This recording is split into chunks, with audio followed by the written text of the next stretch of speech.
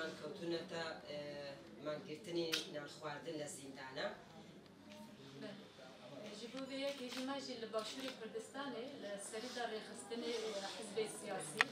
Belê wek ku tê zanî nêzê 6 sala ye ser Birêz Öcalan tecrîtekî gelekî giran li Bakurê Kurdistanê tê meşandin. Wek dewleta desthilatdar, dewleta Tirkî gelekî tundî li ser gelê me yê Bakur û li ser rêxistina me HDP dimeşîne. Hevalê me yê girtingehê da hêjmarê xwe gihîştine 10,000. Tundiyê ku li zor û zehmetî li derbal ser gelê me hene ser rêxistina me hene heman demê îro li zindana dî ser girtiyê me hene ser hevalê me hene. Li hemberê vê tundiyê dewleta Tirk tecrîta li ser Birêz Öcalan ser İmraliyê hevalê me yê girtingehê da ketine nav pêwajiyekî çalekiyê. Yani êdî kesê di nav çalekiya greva berçîbûnê de heman demê endamê me ne, heman demê parlamenterê me ne, hevserokê şaredariyê me ne, rêveberiyê rêxistinê me ne. Ji ber vê yekê jî me jî li Başûrê Kurdistanê wek nûnertiya HDP pêvajiyekê li darxist. Li bernamekê da pêşiya xwe li gorî vê bernamê me hemî hizbê siyasî hizbê vê derê ziyaret kir, serlêdanê wan kir, piştgiriyê wan xwast. Vîva girêdayê rêxistinê jinan, çalekvanê medenî, kesên rewşenbîr jî di nav bernameya xwe de bi gorî vê bernamê me ziyaret kir, me serlêdanê xwe kir. Bi wan re rewşa Bakurê Kurdistanê rewşa çalekvanê xwe zindana da par vekir. Bi wan re danîşên qese kirin, piştgirî ji wan xwast, hêvî xwe ji wan kir. Daxwaziyê xwe ji wan kir.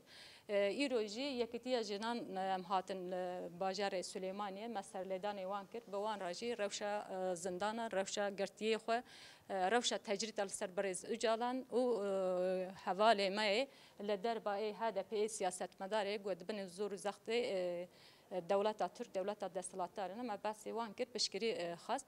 Em ji hevala re gelekî spasiyê xwe pêşkeş dikin ji bo piştgiriyê wan hevalana seknekî gelek xweş diyar kirin.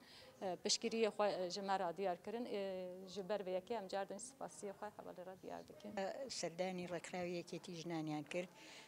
Birasî em hemîşe hawpiştî xebatî jinanî li her parçeyekî Kurdistan bê زۆر پێمان ناخۆشە ئەو زوڵم و ستەمەی کە لە ژنان ئەکرێت بە تایبەتی و لە کورد ئەکرێ لە باکووری کوردستانە بۆیە ئێمە وەکو ڕێکخراوەکەمان پشتگیری تەواوی خۆمان دووپات ئەەکەینەوە ئێمە لەگەڵ خەباتی ژنی کوردین لە هەر پارچەیەکی کوردستان بێ ئێمە دژی هەموو نادادپەروەری و ستەمێکین کە هەر ڕژێمێک ئەیکا بەرامبەر ئەندامانی هەر پارتێکی سیاسی دژی سنووردارکردنی ڕای ئازادی و ستەمکارین لەوانەی کە لە پێناوی ئازادیا و لە پێناوی نەتەوەی کووردا ئیسا خزاونەتە زیندانەوە بە هیوان بە زووترین کات کۆمەلگای نێودەوڵەتی بێتە دەنگ و سنوورێک دابنێ بۆ ئەو بێدادەیە کە لە باکووری کوردستان ئەکرێ بەرامبەر ئەندامانی پارتە سیاسیە کوردەکان و بەرامبەر ئەندامانی پەرلەمانتاری کورد لە تورکیا و بەرامبەر ئەو نوێنەرانەی کورد کە ئیستا لە زیندانەکانی تورکیا بەڕاستی هەموو دەچەوسێنرێنەرەوە و ئەشکەنجە دەدرێن بۆیە ئێمە وەکو ژن وەکو ژنانی کوردستان وەکو یەکێتی ژنان پشتگیری خۆمان دووپاتەکەینەوە بۆ ئەو خەباتە مرۆڤایەتیەی کە هەمیشە بەردەوامە.